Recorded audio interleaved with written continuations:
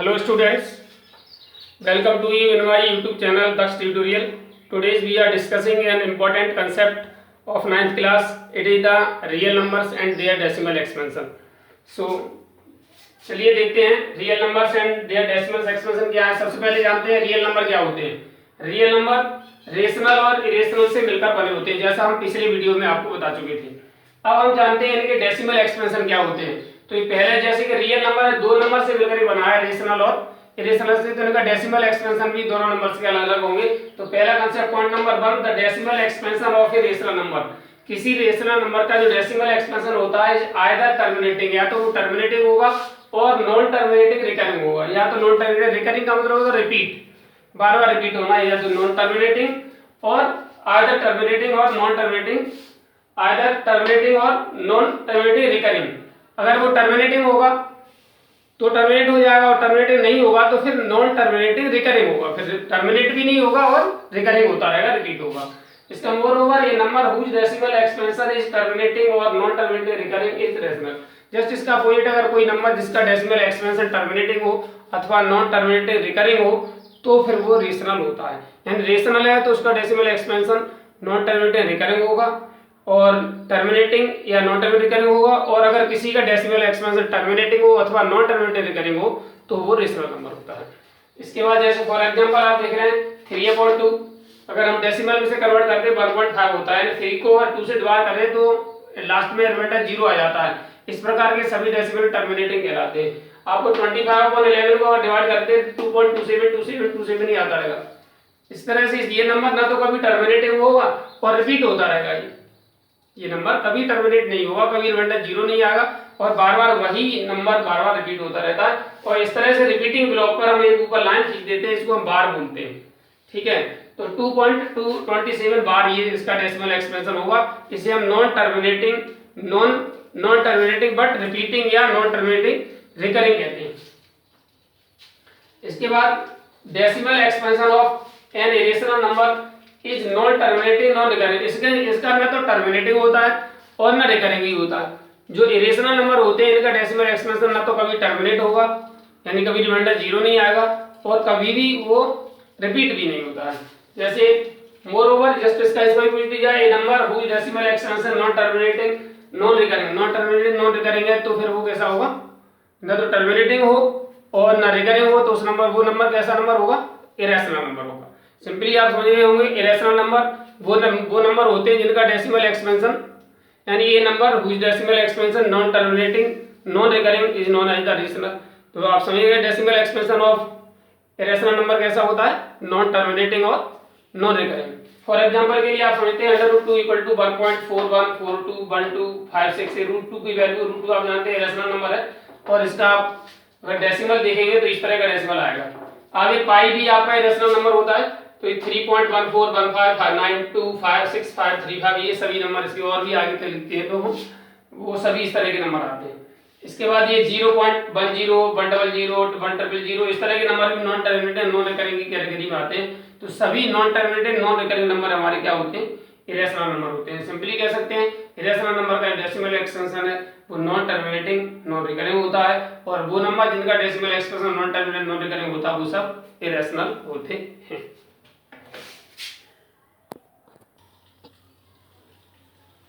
Yes students, now your exercise 1.3 in which your first question saying that write the following in decimal form and see what kind of the decimal expansion each has। यानी जो number दिए हुए हैं उनके आपको decimal expansion लिखने हैं और बताना है किस प्रकार का डेसिमल एक्सपेंशन रिप्रेजेंट करते हैं। जैसा हमने अभी थोड़ी देर पहले आपको बताया था कि जो रेशनल नंबर होते हैं उनके नॉन टर्मिनेटिंग या तो टर्मिनेटिंग होते हैं या फिर नॉन टर्मिनेटिंग रिकरिंग नंबर होते हैं। तो देखते हैं कौन सा नंबर किस तरह का डेसिमल एक्सपेंशन रिप्रेजेंट करता है, कैसे पता करते हैं। पहला नंबर आपका 36/100, आप सिंपली 100 से डिवाइड करेंगे तो 2 डिजिट बाद डेसिमल लगा सकते हो, बट हमने इसको लॉन्ग डिवीजन मेथड से आपको एक्सप्रेस किया है। तो यहाँ पर देख रहे हैं, यहाँ पर 36 में नहीं जाएगा तो डिवीजन का 0 पॉइंट लगा लेंगे, यहाँ 0 बढ़ा लेंगे तो 360 हो जाएगा। 360 को जब 100 से डिवाइड करेंगे तो 100 3 या 300 आएगा। 300 माइनस करेंगे 60 बचेगा, फिर एक 0 बढ़ा लेंगे तो 100 600 हो जाएगा। ठीक है, इसका मतलब इसके बाद कोई रिमाइंडर इसका नहीं बचा। इसका मतलब इसका डेसिमल एक्सपेंशन होगा 0.36। इस तरह के डेसिमल एक्सप्रेशन जो होते हैं वो टर्मिनेटिंग डेसिमल एक्सप्रेशन होते हैं। इसका मतलब इसका डेसिमल एक्सप्रेशन टर्मिनेटिंग है। आगे नंबर नेक्स्ट नंबर 2 आता है 1/11। 11 को 11 अगर 1 से 11 से 1 को डिवाइड करते हैं तो नहीं जाएगा, डिविजन का 0 हो गया, फिर पॉइंट लगाया, फिर एक 0 बढ़ा लिया तो 10 हुआ, फिर भी नहीं जाएगा, तो एक और 0, फिर यहाँ 0 लग गया, फिर एक और 0 लगा लिया, यहाँ हो गया 100।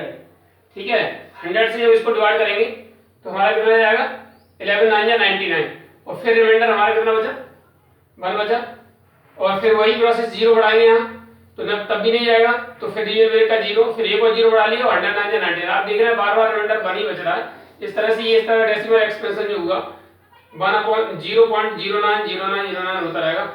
और इस तरह के ग्रुप को हम क्या कहते हैं नॉन टर्मिनेटिंग रिकरिंग, और इसे शॉर्ट में लिख सकते हैं 0.09 पर बार लिखा जा सकता है।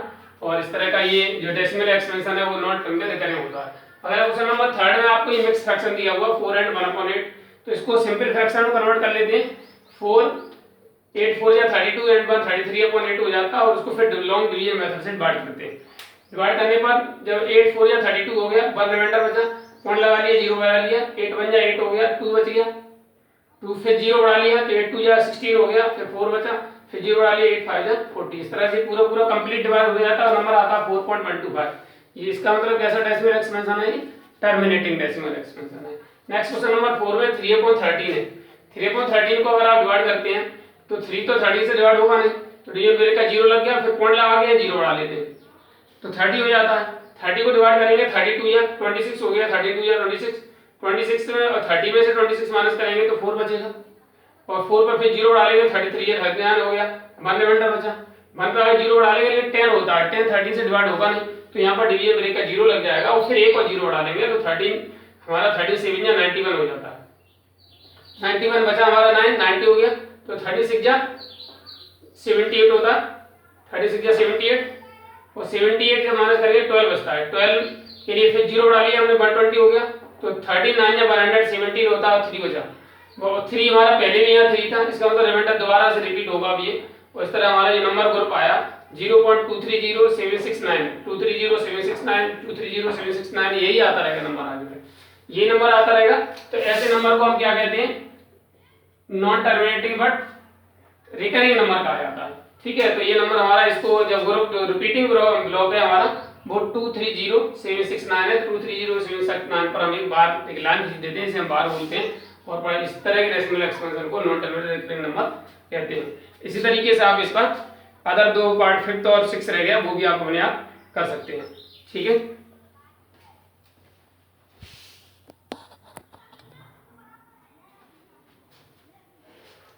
now your next question number 2nd, in which saying that you know that 1/7 equal to 0.142857 bar. Can you predict what the decimal expansion of 2/7, 3/7, 4/7, 5/7, 6/7 are without actually doing the long division? If so, how? उसने ये कहा है कि अगर आप जानते हैं 1/7 equal to 1.42857 बार होता है, तो क्या आप ये बता सकते हैं कि 2/3, 3/7, 4/7, 5/7 और 6/7 का डेसिमल एक्सपेंशन क्या होगा, वो भी without actually doing the long division.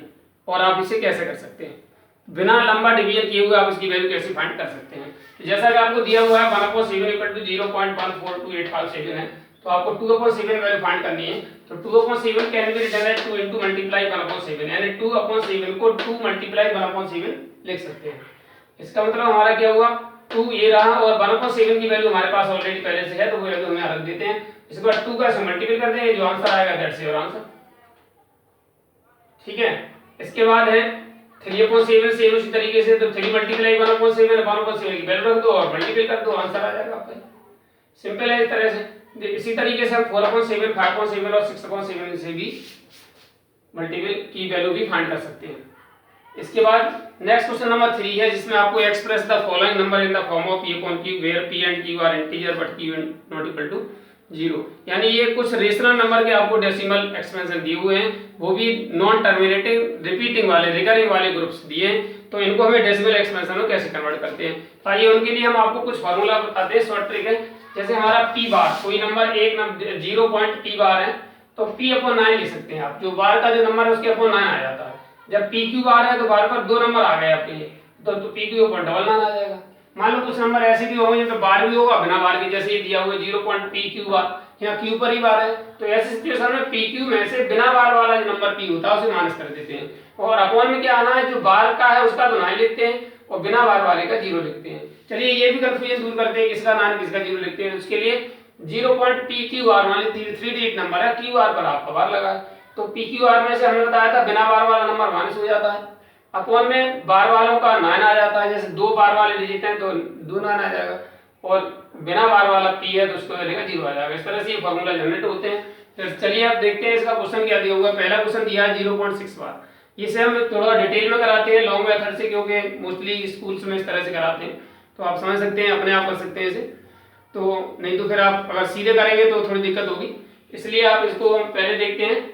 0.6 बार हम इसे मान लेते हैं, सपोज ये नंबर x है, लेट x इक्वल टू 0.6 बार है, ये आपको कोई नंबर हमने एज्यूम कर लिया है, तो इससे 6 बार का मतलब रिपीटेड नंबर होगा, ये रिपीटिंग ब्लॉक का नंबर है, तो 0.6666 कितने भी बार भी आप लिख सकते हैं, हमने 3 टाइम यहाँ लिखा है और आप चाहो तो यहाँ पे भी लिख सकते हो। इसके बाद आप देख रहे हैं ये रिपीटिंग ब्लॉक में जो डेसिमल है रिपीटिंग ब्लॉक के पास आ जाता है, इसके बाद रिपीटिंग ब्लॉक में 1 डिजिट है तो 1 पर 1 जीरो लगा के मल्टीप्लाई कर देंगे, अगर रिपीटिंग ब्लॉक में 2 डिजिट होते हैं तो 1 पर 2 जीरो लगा के मल्टीप्लाई कर देते हैं। अभी हमें 1 पे 1 जीरो लगाएंगे तो 10 हुआ, आई मीन इस इक्वेशन फर्स्ट में multiple bye 10 on both side, यानी दोनों तरफ 10 से मल्टीपल कर देते हैं। जब 10 से मल्टीपल करेंगे तो x 10x हो जाएगा, और ये जब मल्टीपल करेंगे तो डेसिमल एक डिजिट नीचे चला जाएगा, 6.666। आप सोच रहे हो सर यहाँ ऊपर 3 ही 6 थे और नीचे 4 6 कैसे हो गए, क्योंकि रिपीटिंग ब्लॉक है, आप कितने बार भी लिख सकते हैं, क्योंकि डेसिमल के बाद 3 डिजिट है तो इसमें भी हमने डेसिमल के बाद 3 डिजिट लिख लिए हैं। ठीक है, आप 2 भी लिख सकते हैं, ऐसी कोई बात नहीं है, क्योंकि डेसिमल अनलिमिटेड है, डॉट डॉट लगा हुआ है, इसका मतलब अनलिमिटेड डिजिट है। तो जब हम इसमें क्या करते हैं कि फर्स्ट इक्वेशन को सेकंड में से माइनस कर देते हैं, subtract equation first from second, जब माइनस करते हैं तो 10x में से x माइनस होगा तो 9x बचेगा, इधर डेसिमल के बाद नंबर सेम है इसलिए नंबर हट जाएगा, तो डेसिमल से पहले नंबर 6 है वो बच जाएगा।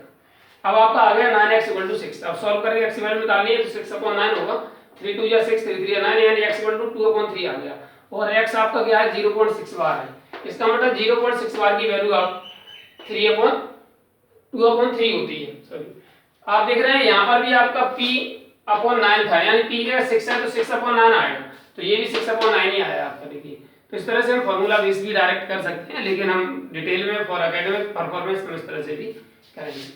ठीक है, नोटेड।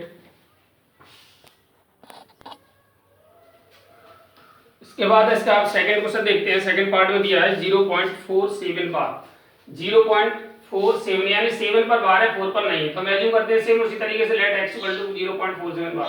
अब इसमें ये ध्यान रखना होता है कि डेसिमल जो पॉइंट है वो बार वाले नंबर के पास आना चाहिए।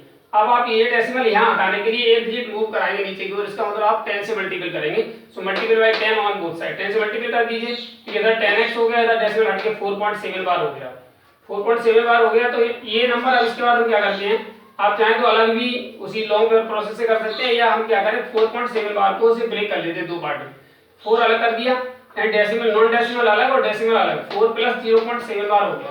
आपको मैंने बताया था p बार को हम क्या लिख सकते हैं, p बार का मतलब होता है p/9, इसी फॉर्मूला का यूज करके हमने 7 बार को 7/9 लिख दिया है। तो अब इसके बाद ऐसे इसका एलसीएम ले लेते हैं और सॉल्व करते हैं इसको, 9 और 1 का एलसीएम 9 हुआ, 1 9 या 9, 9 4 या 36 हो गया, 9 1 या 9, 1 से 7 7 यानी 36 प्लस 7/9 आ गया, तो 10x इक्वल टू आपका हुआ 43/9। अब इसके बाद 10 को दरमियान देंगे अपॉन में आ जाएगा, और ये कुछ भी कटेगा नहीं तो मल्टीपल हो जाएगा 43/90, यानी x की वैल्यू आ गई 43/90, और x क्या है आपका 0.47 बार, इसका मतलब 0.47 बार की वैल्यू है, यानी रेशनल नंबर है वो 43/90 है। So it is enough for today. And last I want to say that आपको अच्छे से समझ में आया होगा, तो जिन बच्चों ने हमारा ये चैनल अभी तक सब्सक्राइब नहीं किया वो सब्सक्राइब कर लें, वीडियो को लाइक कर दें, और जो नीडी व्यक्ति बच्चे हैं उनको आप फॉरवर्ड कर दें। And last I want to say that पढ़ो घर से, कहो दिल से, Daksh tutorial a step toward the success with trust.